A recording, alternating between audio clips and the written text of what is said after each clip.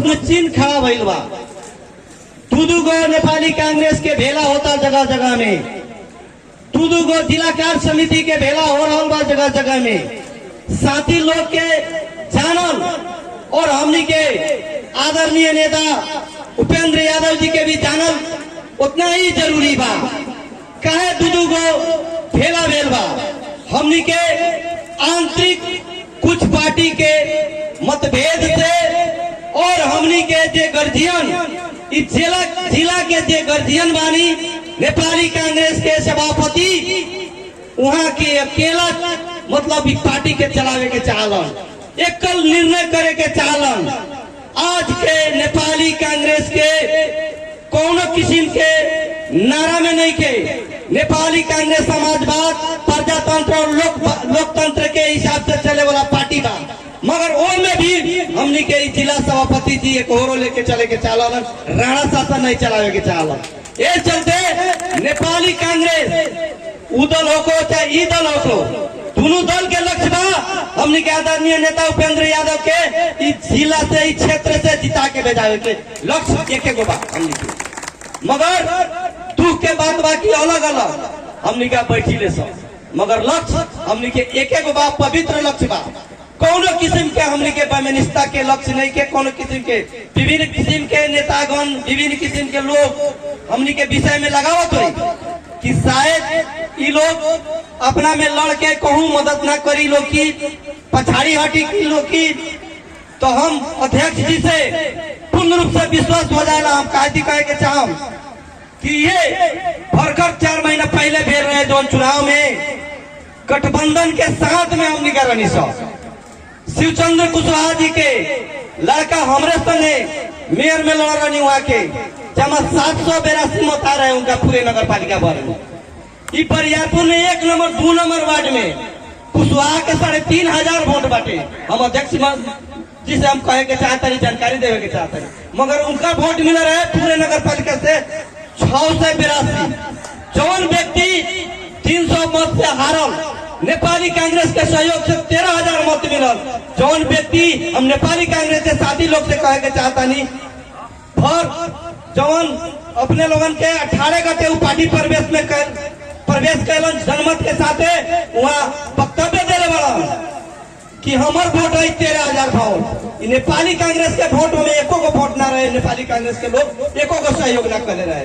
ऐसा गद्दार लोग के सावधान रहे के पड़ी अपने लोग।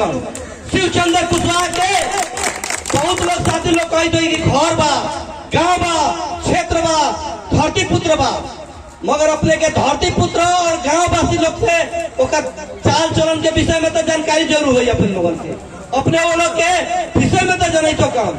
वो पहले भी प्रतिनिधि सभा के चुनाव में जीता रहा, हमनी के चुनाव में जीत के 2 नंबर क्षेत्र ना कथी कलम 2 नंबर क्षेत्र भर के ना 12 जिला के जहाँ जहाँ जमीन जगह जहाँ जमीन मतलब छोज वाला जमीन रहे, सरकारी जमीन रहे, कोनो किस्म के पटदारी के छोज लगा रहे, कोनो किस्म के सामाजिक द्वंद वाला मठ मंदिर के खूंटी के जमीन, उस सब जमीन आज शिवचंद्र कुशवाहा के नाम पर बा।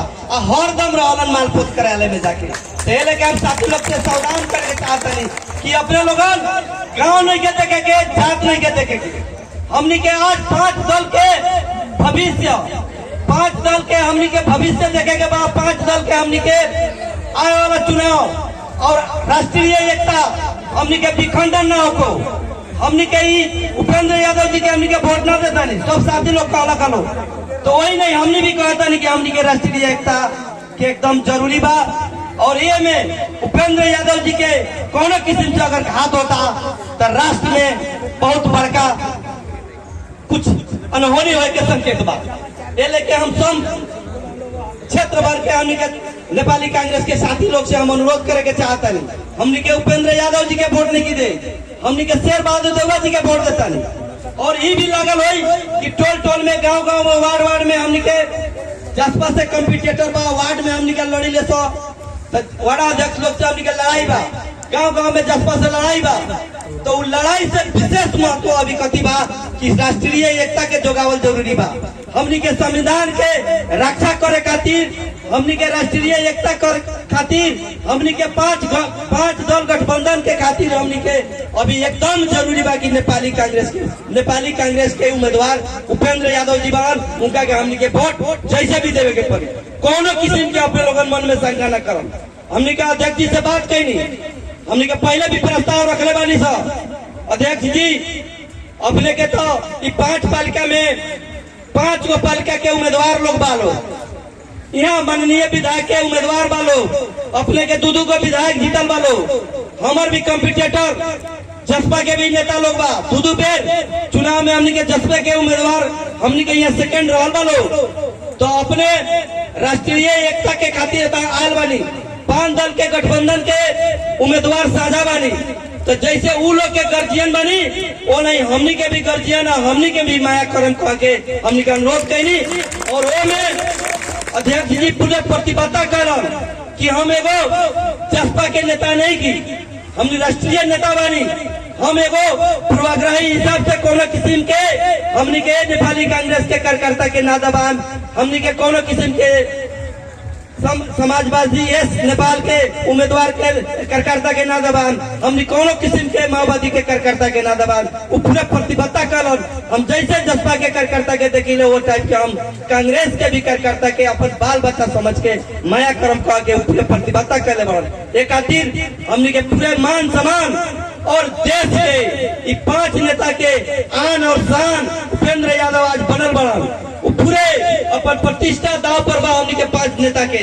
ये लेके हम सब लोग से नर्म निवेदन करे के चाहम कि बहुरूपिया लोग से बच के रहे के पड़ी और वोट हमनी के छाता चाप में दे के और कम से कम 25,000 मत से हमनी के उपेंद्र यादव के जिता के इस क्षेत्र से भेजा के प्रतिबद्धता के साथ में हम अपन मंतव्य एतय रखा तनी। धन्यवाद।